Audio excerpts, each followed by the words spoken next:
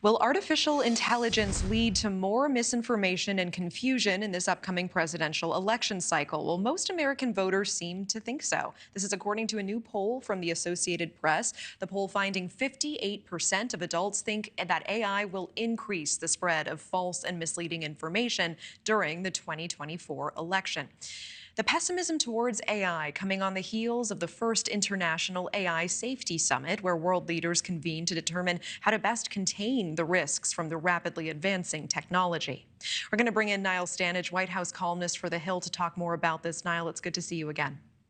Good to see you again, too. So 58% of adults think that AI will increase misinformation specifically about the election. Just 6% think that AI will decrease it.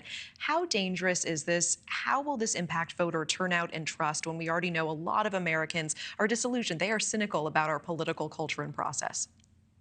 The chief danger, I think, is its capacity to really fuel that distrust and fuel that disillusionment.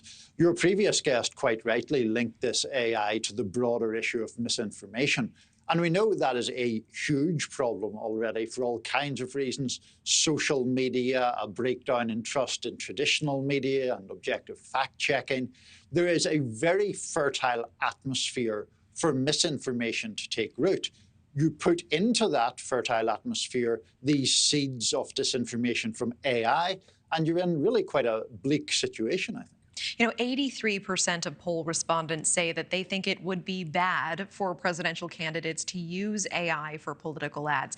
And we're in a moment where the Republican National Committee and Ron DeSantis have both used AI so far this election cycle. Do candidates hurt or help themselves with voters by using AI at this point?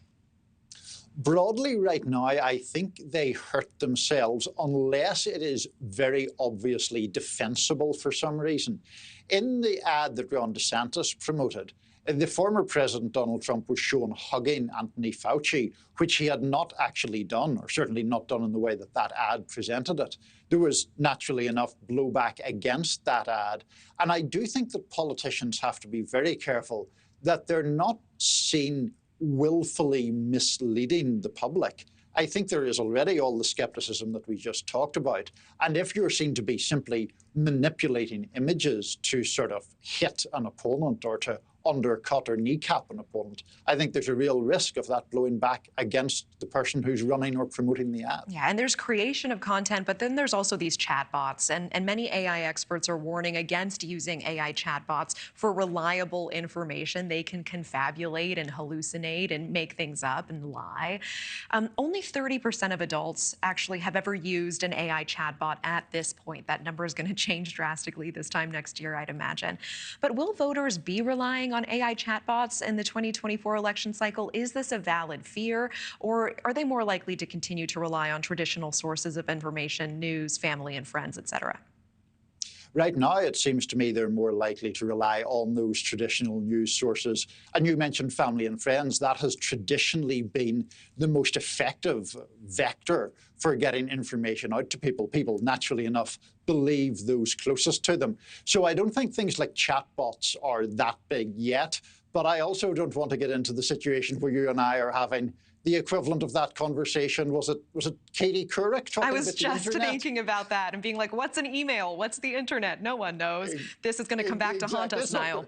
Yeah. It's not going to amount to anything. It's just going to be a passing fad. Yeah. So I don't think we want to get into that area.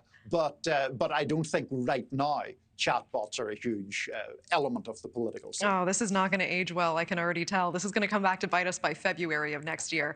Last question, Niall. I mean, who is watching out for this? Where does the chief responsibility lie for policing AI misinformation, especially when it comes to our elections? Is it the companies that make the tools? Is it our government, the candidates, voters themselves? When it comes to misinformation broadly, we haven't really solved that question, so I don't see why we would necessarily solve it when it comes to AI. Companies have taken some measures to try to curb misinformation. Critics say that isn't sufficient. When the government steps in, critics say, well, that amounts to censorship. This is a very, very complicated issue. And for all the time that we have been grappling with it for years now, we don't really have a great solution, especially to get back to this point when our political culture has so much mistrust kind of gushing around it anyway. It's a very dangerous situation in my view. Niall Stanage from The Hill, appreciate your time as always. Thank you. Thank you.